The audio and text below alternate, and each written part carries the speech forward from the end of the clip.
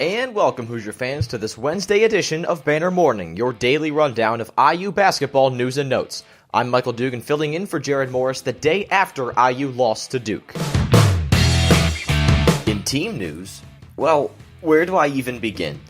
Zion Williamson made a layup 15 seconds into the game, Romeo then made one himself, and then Zion threw one down, and IU never saw another tie the rest of the way.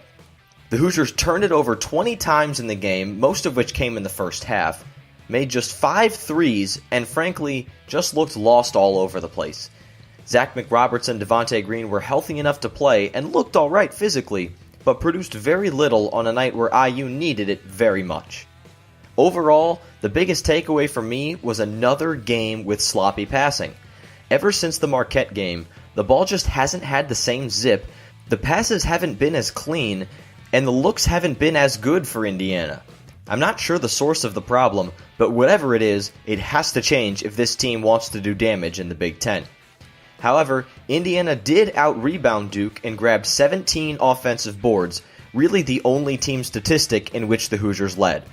Catch some of that analysis and a whole lot more on the postgame show. In player news, Romeo was the team's leading scorer, but shot just 3 of 15 from the field, including 0 of 4 from beyond the arc. We all expect his three-point shooting to turn around at some point, and I'm confident that it will, but each game that doesn't happen, people are going to notice. On a brighter note, Romeo was the team's leading rebounder and contributed half of the team's 14 made free throws. There must have been a lid or something on the rims in Cameron because both teams shot under 59% from the charity stripe. Yikes. Al Durham made a couple of nice baskets for the Hoosiers at a few random points in the game too. On a night where those moments came few and far between, Al deserves some recognition for that. All in all, no one on Indiana really had a night to remember. Now, let's go around the horn and get some reaction to Indiana's win. Zach Osterman of the Indy Star takes an inside look at the loss behind a number of factors, including Juwan's foul trouble, the team's overall sloppiness, and the overwhelming talent of Zion and RJ Barrett. Alex Bozich of Inside the Hall dissects what went wrong, who stood out, and some statistics from the game to help try and make sense of it all. One of those statistics was the whopping difference between Indiana's points per possession at .89 and Duke at 1.16.